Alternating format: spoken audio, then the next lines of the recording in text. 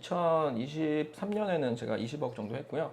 2024년에는 제가 그 12억을 했는데 황금 소싱 리스트로 정리를 해서 실제로 업무를 보고 있어요. 제가 한 달에 4시간만 일한다 하더라도 쿠팡 단에서는 충분히 매출 내면서 잘 돌아가고 있습니다.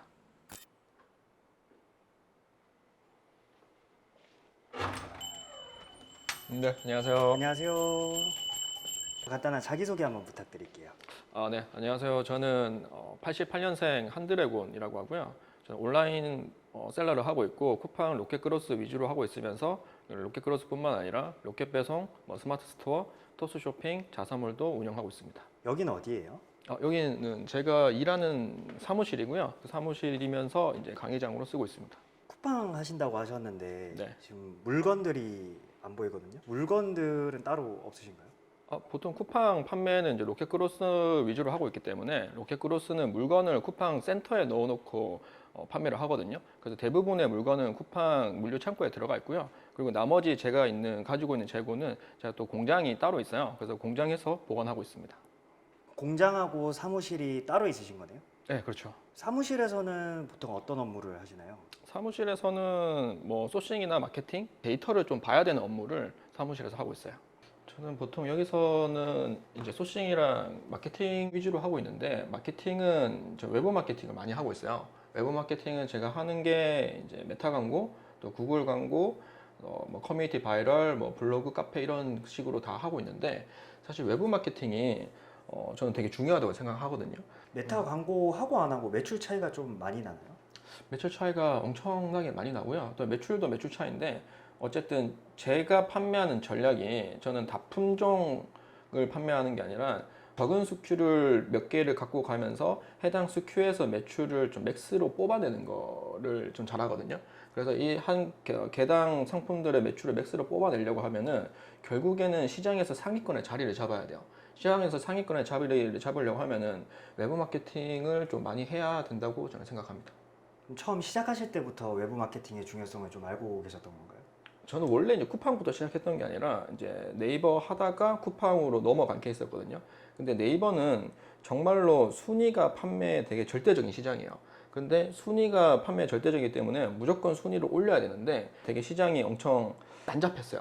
그래서 되게 어뷰징이 많이 쓰는 시장이었는데 거기서 저도 어뷰징이 쓰면서 들어가기에는 그때 자본이 좀 부족했어가지고 그래서 그때 다른 돌파구가 뭘까를 찾다가 그때 이제 마케팅 공부를 하게 된 거죠. 그래서 그렇게 시작된 게 지금 쿠팡으로 플랫폼 확장을 하면서 오히려 쿠팡 판매자 분들은 다른 외부 마케팅을 생각보다 많이 안 하고 계세요. 그렇기 때문에 외부 마케팅을 같이 진행하게 되면 효과가 되게 좋다고 할 수 있죠. 혹시 그럼 외부 마케팅 말고도 좀 매출에 많이 관여하는 좀 그런 요소들이 있을까요? 일단 쿠팡 플랫폼 한정해서 말씀드리면은 중요한 게 자체 플랫폼 광고긴 해요. 자체 플랫폼 광고는 이제 수동 광고랑 자동 광고 두 가지로 나눌 수 있는데 어떤 상품은 수동 광고를 세팅해야 되든지 어떤 광고는 이제 매출 최저가 광고 좀 더 적합한지 이렇게 나눠서 접근을 하고 있거든요. 그래서 좀 제가 가진 장점은 쿠팡 플랫폼 광고에 대한 이해를 거의 100%로 하고 있다라고 생각을 해주시면 됩니다. 그래서 그게 제가 가지고 있는 가장 큰 장점인 것 같아요. 그래서 최근에 이제 쿠팡 에지에서 공식 인정한 그 광고 유튜버로 선정도 됐었거든요. 네. 이해하는데 많은 시간이 드셨을 것 같은데 혹시 뭐 도움을 준 자료나 그런 게 있을까요? 사실 이게 광고 보고서를 딱 받으면은 처음에 데이터가 되게 복잡하게 있어요. 그래서 이걸 이해하기 쉽게 폼을 조금 가공을 해주는 게 좋은데 예전에는 제가 엑셀 그 피벗 테이블이라는 걸 써서 폼을 다 가공을 했었는데 지금은 이제 GPTS를 만들어서 쓰고 있거든요. 그거 잠깐 보여드릴게요. 만약에 예를 들어서 이 광고 보고서를 이렇게 다운을 받아요. 쿠팡 광고 보고서를 분석하는 GPTS를 2개를 만들어 놨는데 이제 요 배포용은 사실은 제가 일반인 분들도 쓰실 수 있게 만들었는데 지금은 좀 생각이 바뀌어가지고 요번에 제가 무료 특강을 하거든요, 10월에. 그래서 무료 특강을 들으시는 분들에 한해서 요걸 쓸 수 있도록 열어 드릴 거예요. 아까 받은 광고 보고서를 넣고 엔터를 누르면은 58초가 걸렸다가 나오죠. 광고 보고서를 만들어진 걸 주면은 다운로드 받아서 열어보시면은 이런 식으로 되게 분석하기 좋게 만들어지거든요. 이제 원래 분석하기 전 광고 보고서는 이렇게 엄청 복잡하게 데이터가 쭉 나와 있잖아요. 네네. 이렇게 되어 있으면은 사실 데이터 보기 되게 어려워요. 그래서 얘를 이렇게 보기 쉽게 폼을 가공해주는 GPTS입니다. 보시면 저는 보통 이제 광고비를 많이 쓴 순서대로 솔팅을 해서 보는 편이고요. 그래서 그러면 이 상품에 대한 전환율, 클릭률, CPC 단가가 얼마나 나오는지, 그리고 광고 효율이 얼마나 나오는지, 또 키워드별로 이렇게 다 볼 수가 있습니다. 이렇게 전환율만 딱 보고 28% 뭔가 되게 높을 것 같은데 라고 생각을 하시는데, 사실은 전환율만 보고서는 이게 높은지 낮은지 파악할 수가 없거든요. 왜냐면은 이 제품의 순이익이 2,000원짜리예요. 2,050원이 남는 상품인데, 그럼 얘는 근데 클릭당 738원이 나간다는 거죠. 하나 팔았을 때 순이익이 2,000원 정도고 클릭당 700원이 나가면은 결국에는 3명이 클릭했을 때 1.5개 정도는 팔려야 된다는 거죠. 그렇게 따지면 전환율이 대략 한 37, 8%가 나와야지 얘는 수익 구간으로 들어갈 거예요. 그러면은 얘는 지금 어떻게 보면 마이너스 구간에 있거든요. 근데 이렇게 데이터를 보고 그럼 마이너스 구간이면은 얘를 플러스 수익 구간으로 어떻게 가야 되는지 의사결정을 해야 되잖아요. 그럼 우리가 할 수 있는 게 이 전환율을 37, 8%까지 높이는 의사결정을 할 수 있겠죠. 그런데 내가 지금 전환율이라는 게 결국에는 내 상품이 가지고 있는 상세 페이지의 퀄리티, 그리고 리뷰의 개수, 뭐 이런 것들로 이제 내 상품에 지금 세팅되어 있는 세팅 값으로 나오는 건데, 이 세팅 값을 내가 개선하는 게 어쨌든 한계가 있잖아요. 여기서 내가 상세 페이지를 더 디벨롭하기가 좀 어렵다라고 하면은 내가 전환율은 더 높이는 선택을 못 하는 거죠. 그러면 남은 게 결국에는 우리 CPC 클릭당 단가를 낮추던지 아니면은 요 개당 순이익을 높이는 의사결정을 할 수 있는 거죠. 그러면 개당 순이익을 높이는 의사결정을 한다고 했을 때 결국 개당 순이익을 높이고자 하면은 판매가를 높이던지 원가를 낮추는 선택 두 가지밖에 없잖아요. 한 개 팔았을 때 순이익을 높이려고 하면은, 근데 판매가를 높이려는 선택을 하면은 당연히 판매가는 전환율에 연동이 되어 있기 때문에 판매가를 높이는 순간 이 전환율이 더 떨어질 거야. 그러면 판매가를 높이는 거는 내가 하는 의사결정에서 없앨 거예요. 그럼 결국에는 이제 원가를 낮추는 선택을 해야 된다는 거죠. 원가를 낮추기 위해서는 크게 세 가지밖에 없어요.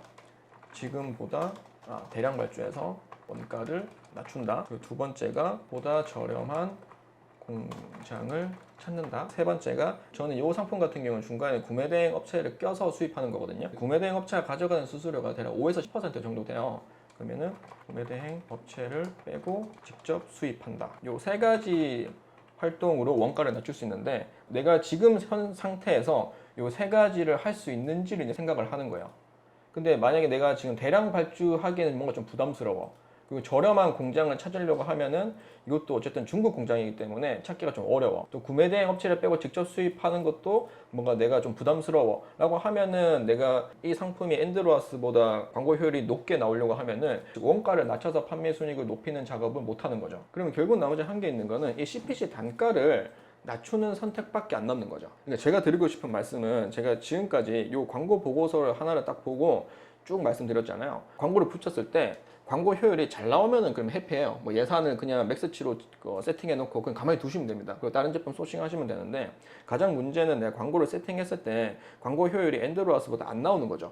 이 안 나올 때 내가 어떤 의사 결정을 할 거고, 또 내가 가진 한정적인 리소스를 어디에 쏟아 부을 건가에 대한 이제 선택을 해야 되는데, 그때 이렇게 나눠서 내가 할 수 있는 부분과 할 수 없는 부분을 파악을 한 다음에 할 수 있는 부분에 집중을 해보고, 이렇게 했는데도 광고가 안 살아난다라고 하면은 이런 상품은 버리시면 되는 거죠. 광고 분석은 이제 이렇게 하면 되는데, 사실 아까 보셨던 것처럼 광고 보고서를 바로 받으면은 광고 분석하기가 거의 불가능해요. 그래서 제가 이제 무료 특강에 배포해 드리는 요 GPTS만 가지고서 그냥 간단하게 폼 넣고 그냥 기다리시면 됩니다. 기다리면서 폼 조금 하시다 보면은 이렇게 폼이 완성되니까 여기 있는 데이터만 해석하실 수 있으면 되고요. 이 데이터 해석법은 제가 무료 특강에서 다 풀어드리겠습니다.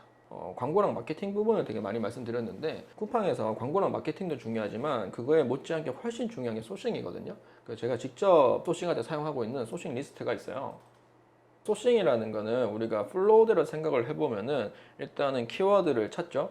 그래서 키워드를 찾으면은 해당 키워드에 대한 데이터를 이제 분석을 해야겠죠. 그래서 데이터가 좋은 키워드가 나오면은 해당 키워드와 결이 맞는 상품을 소싱을 하는 게 소싱의 정석이거든요. 이렇게 소싱 플로우에서 가장 앞단에 있는 키워드를 찾고 데이터를 보는 거를 저는 이렇게 황금 소싱 리스트로 정리를 해서 실제로 업무를 보고 있어요. 이게 되게 확고한 노하우가 조금 있으셔가지고 네. 매출이 궁금한데 혹시 공개 네. 가능하실까요? 저 소소하게 많이는 아니고요. 일단 부가세 표준 증명으로 말씀드리면은 짜잘한 건 빼고 큰 거 4개만 갖고 왔고요. 2023년에는 제가 20억 정도 했고요. 2024년에는 제가 그 12억을 했는데 24년에는 사실은 그 인위적으로 매출이 조금 낮췄어요. 왜냐면 24년에 제가 공장이나 뭐 상가나 그 지방에 이제 신축 아파트를 하나씩 매입을 하면서 그때 돈이 좀 필요했어가지고 매출을 인위적으로 낮췄고 올해도 한 20억 정도 할 것 같습니다.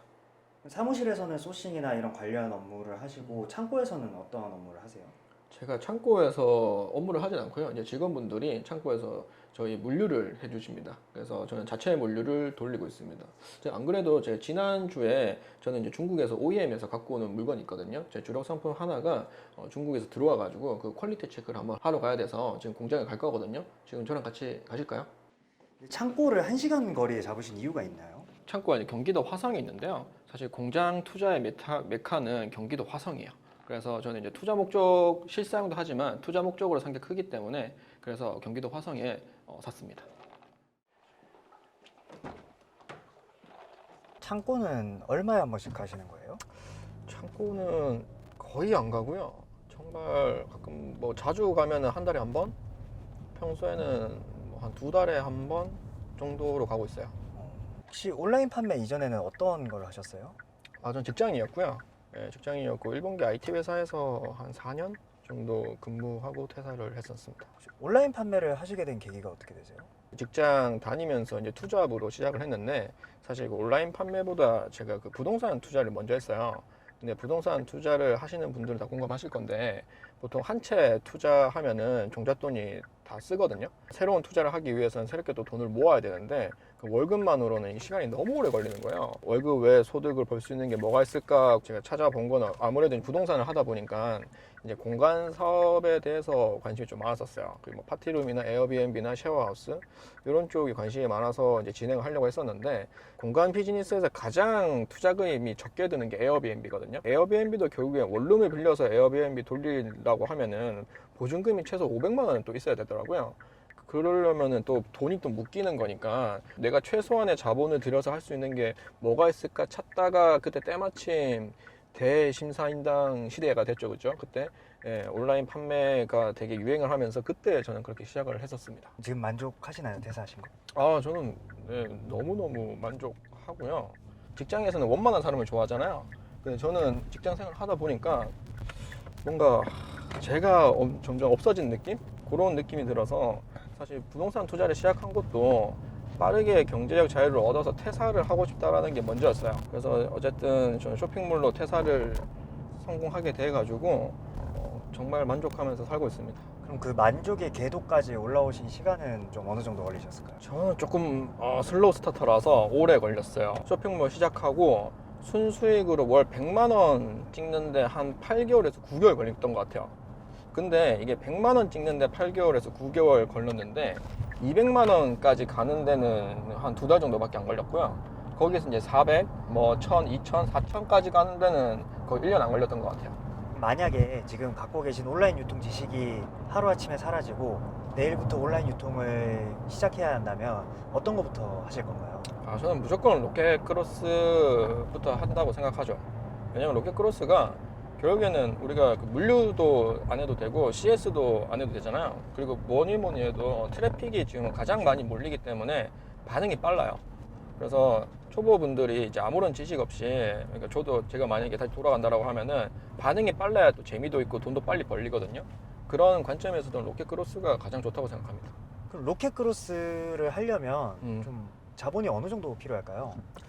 사실 그 질문 저 되게 많이 받거든요. 근데 그럴 때마다 제가 항상 말씀드리는 게 자본의 총량보다 지금 현재 현금 흐름이 있는지를 좀 훨씬 더 중요하게 봐요. 그러니까 예를 들어서 내가 지금 자본의 총량이 1000만 원이 있어가지고 요 돈을 다 커머스에 쓸 수 있는데 그것만 있고 현금 흐름이 아무것도 없는 상태야라고 하면은 저는 그런 분들은 오히려 뭐 알바나 작은 직장이라도 구한 다음에 커머스를 하라고 하거든요.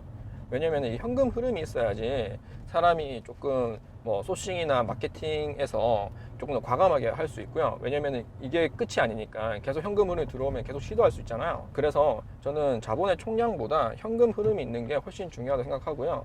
현금 흐름이 저는 뭐 당연히 많으면 많을수록 좋은데 최소 50만 원은 매달 들어오는 게 좋지 않나라는 생각을 합니다. 로켓그로스로 저희가 자본을 벌면 네. 그 자본으로는 뭘 하면 좋을까요? 저는 무조건 부동산 하는 게 좋다고 생각을 해요. 제가 매번 정규 강의 할 때마다 1주차 때 수강생 그 대표님 분들한테 말씀드리는 게 있는데, 쿠팡 플랫폼에서 1,000만 원, 타 플랫폼에서 1,000만 원 이렇게 순이익이 나오면은 거기서 더 이상 이제 온라인 커머스 키우지 마시고 자산 시장으로 가라고 하거든요.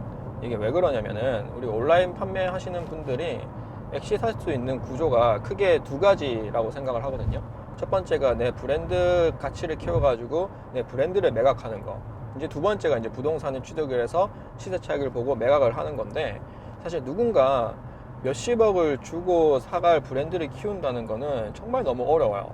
그거는 나와 이제 시장의 감도가 맞아야 되고, 맞는 감도를 통해서 내가 브랜드를 런칭을 해서 성공을 시켜야 되는 거잖아요. 그래서 이거는 굉장히 어렵기 때문에 저는 보다 쉬운, 사실 저는 부동산 투자는 노력으로 된다고 생각을 하거든요. 그래서 커머스에서 번 돈을 부동산에 빠르게 묻어가지고 자산 시장에서 시세 차익을 보고 엑싯을 하셨으면 좋겠어요.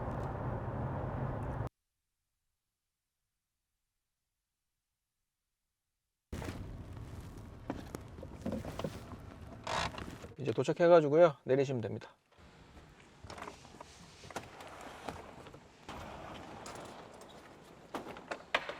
여기가 제 창고이고요. 여기는 이제 제가 온라인 판매하면서 판매하는 제품들이 여기 다 있어요. 여기는 이제 주방용품들이 있고, 여기 가운데 있는 게 이제 자파류도 있고, 저쪽 안쪽에 있는 게 이제 뷰티 제품류가 있고, 또 저쪽 구석에 또 있거든요. 저기에는 이제 생활 자파류, 이런 식으로 있습니다. 제가 판매하고 있는 물건은 전체적으로 다 여기 창고에 있고요. 그리고 저기 뭐 지게차도 있긴 한데 저는 지게차 못 봅니다. 못 몰고 직원분이 쓰고 있어요. 모든 모습을 보여드리고 싶은데 못 보여드리겠네요. 네. 물건이 이렇게 많으면 확실히 쿠팡 하시는 분들은 네. 창고가 꼭 필요할 것 같아요. 아니요. 쿠팡만 하시는 분들은 창고가 전혀 필요 없고요. 3PL을 이용하시면은 창고 없이도 운영이 가능합니다. 근데 굳이 창고를 쓰신 이유가 있나요? 저는 이제 이 창고를 이제 매입해 가지고 사용을 하고 있거든요. 월세가 아니라. 보통 이제 3PL로 하면은 당연히 이제 되게 편하고 좋긴 한데, 3PL로 했을 때 필연적으로 이제 보관료라든지 3PL 비용이 들잖아요. 근데 이게 시간이 지나면은 그 비용이 사실은 버리는 돈이거든요. 근데 저처럼 공장을 매입해 가지고 자체 물류로 돌리게 되면은 뭐 대출 이자와 같은 금융 비용은 좀 들긴 하지만, 이게 시간이 가면서 이 공장이 깔고 있는 토지 지가가 이제 상승을 해요. 그래서 이거에 대한 나중에 공장을 팔면서 시세 차익을 볼 수 있기 때문에 우리는 또 온라인 판매를 하면서 사업 소득도 올리고, 또 이런 공장으로 시세 차익을 보는, 즉 자본 소득도 올릴 수 있으니까 두 마리 토끼를 다 잡기 위해서 저는 공장을 매입해서 운영하고 있습니다. 여기서는 어떤 일들을 주로 하세요? 여기서는 물류에 제 상품들이 이제 쿠팡으로 나가는 것들도 있고요. 쿠팡 물류센터로 나가는 것도 있고, 저는 이제 네이버 스마트 스토어나 토스 쇼핑도 하고 있기 때문에 자사물도 하고 있고요. 거기에서는 이제 개인 고객한테 나가는 물건들, 그런 것들이 여기서 다 출고가 됩니다. 공장 투자 얘기를 좀 했으니까 조금 더 명확하게 설명드리면은 잠깐 나와 보시겠어요? 우리가 이제 공장 투자, 창고 투자라고 하면은 사실 우리 아파트 투자가 아니기 때문에 사람들이 관심도 없고 잘 모르는 분야잖아요. 근데 이게 정말 좋거든요. 왜냐면은 좀 경쟁도 덜하고, 또 얘는 토지를 베이스로 까기 때문에 우리나라에서 토지 지가가 떨어진 곳은 수도권에서는 없거든요. 그리고 수요가 몰리는 화성시이기 때문에 토지 지가가 떨어질 일은 없다고 생각하시면 돼요. 그래서 되게 안정적으로 투자를 할 수 있고, 어차피 우리는 온라인 판매를 하려면은 창고가 필요하잖아요. 그래서 월세 대신 이자 내시면 정말 좋습니다. 그리고 제가 창고를 투자했던 포인트는 뭐냐면은, 보통 창고 투자에서 가장 중요한 게 진입로예요. 잠깐 진입로 한번 보시면은 엄청 넓고 2차선에 접해 있죠. 2차선에 접해 있는 공장이 가장 좋습니다. 이 공장의 수요를 결정할 때 가장 중요한 게 이 도로 폭이거든요. 도로 폭이 좁으면은 이 공장에 들어올 수 있는 수요가 되게 한정적이에요. 그래서 도로 폭이 넓을수록 이 공장에 가치가 높다고 할 수 있습니다. 그리고 두 번째 포인트로 말씀드리면은 이 공장 층고가 보시면 이게 피디님 혹시 몇 미터 정도 되는 것 같으세요? 공장 층고가? 한 4m? 아직 감이 없으시네요. 자, 보시면 여기 판넬 하나 있죠. 판넬 하나가 1m라고 보시면 돼요. 근데 우리 판넬이 몇 개 있는지 세 보시면은 하나, 둘, 셋, 넷, 다, 7개 정도 있죠. 그러면 대략 한 7m예요. 공장 투자하실 때 최소 6m 이상 되는 층고를 가진 공장을 투자하시는 게 좋아요. 왜냐하면 보통 공장 수요가 저희 같은 온라인 판매를 하시는 분들도 있으시지만 많은 게 제조업이거든요. 근데 제조업 장비들을 보면 되게 무거워요. 무겁기 때문에 이런 무거운 거를 사람이 직접 손으로 올리지 않고 호이스트라는 거를 달아서 옮기거든요. 이 호이스트를 달 때 최소 높이가 6m이기 때문에 그래서 공장 투자하실 때 아니면 공장을 매입하실 때 꼭 6m 이상 되는지 층고를 보시고 요 도로폭을 보시고 한 가지 또 챙겨가시면 좋은 게 또 연식을 또 너무 오래된 거가 아니라 보통 전 5년 이내면 가장 좋고요. 좀 공장 컨디션이 괜찮다라고 하면은 지어진 지 10년 이내인 거를 사셨으면 좋겠습니다. 창고에서 네. 아까 품질 체크를 하신다고 하셨는데 네네. 그건 어떤 업무인가요? 아, 그건 되게 간단합니다. 사실 여기에 있는 것들이 이제 요번에 제가 이제 생산해서 들어온 거거든요. 중국에서 OEM에서 생산해서 들어온 건데 OEM에서 들어오는 제품들은 이제 요거 가방이에요. 가방은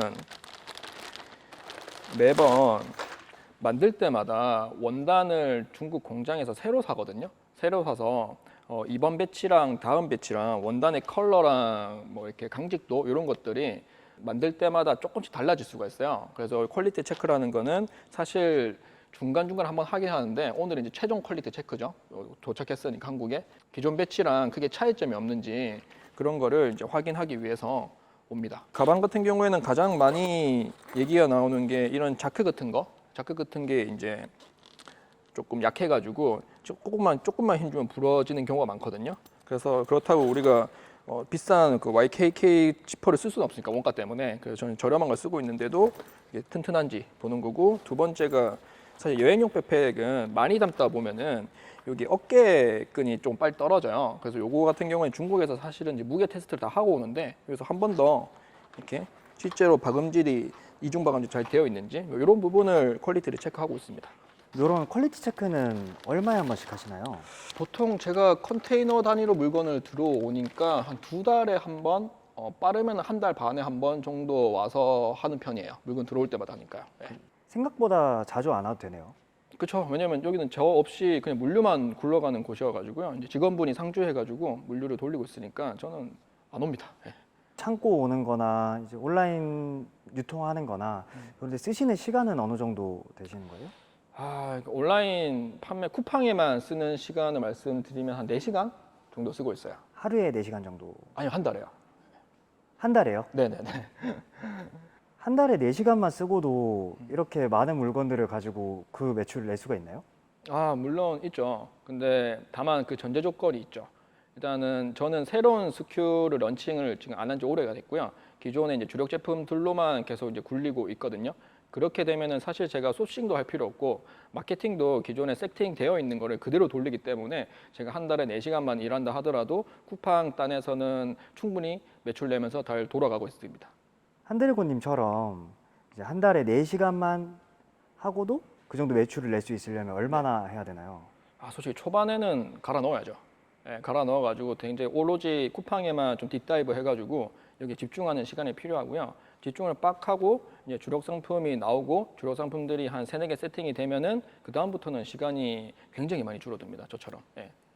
그 기간이 평균 어느 정도 걸릴까요? 사실 이거 갖고 있는 자본에 따라 되게 다르긴 한데 제 수강생분들 중에 정말 빠르셨던 분은 월 매출 1억 5천 넘어가는데 한 3개월 정도 걸렸고요. 근데 그분은 자본이 좀 있으셨어요. 주력 제품 3-4개 메이드 하는데 정말 내가 집중해서 한다고 하면은 저는 넉넉 잡고 6개월 정도면 된다고 생각합니다. 6개월에서 1년 정도면 충분하지 않나 생각합니다. 그럼 그 쿠팡 6개월, 1년 그 여정을 시작하실 분들한테 혹시 해주실 조언이 있다면 어떤 게 있을까요? 그냥 일단 빠르게 누구나 다 하는 말이겠지만은 빠르게 실행을 했으면 좋겠어요. 그래서 제가 최근에 그 유튜브 보다가 되게 좋은 글이 있었는데 뭔가 더 배워야겠다 아니면 더 알아야겠다는 마음이 되게 교묘한 게으름이라는 거예요. 그래서 그냥 어느 정도 제 강의도 마찬가지고 어떤 다른 분의 강의를 하나 들었으면은 거기서는 이제 더 이상 더 공부하려고 하지 마시고 바로바로 실행하시면서 본인의 경험치를 빠르게 쌓아 나가는 게 저는 가장 중요하다고 생각합니다. 혹시나 지금 초보 셀러가 아니라 셀링을 조금 하시는 분들은 제가 꼭 말씀드리고 싶은 게 내가 당연하게 매달 월세 내는 게 있을 거예요. 근데 이 월세 내는 것의 자산화를 꼭 생각하시길 바랍니다. 혹시 영상 보실 분들한테 마지막으로 해주고 싶으신 말씀이 있다면 어떤 게 있을까요? 요즘 경기도 어렵고 쿠팡 이제 진입하기 어렵다라고 말씀을 많이 하시는데 사실 어디든 어렵고요. 다만 유일하게 제가 보는 거는 그 해당 플랫폼의 수요가 커지느냐.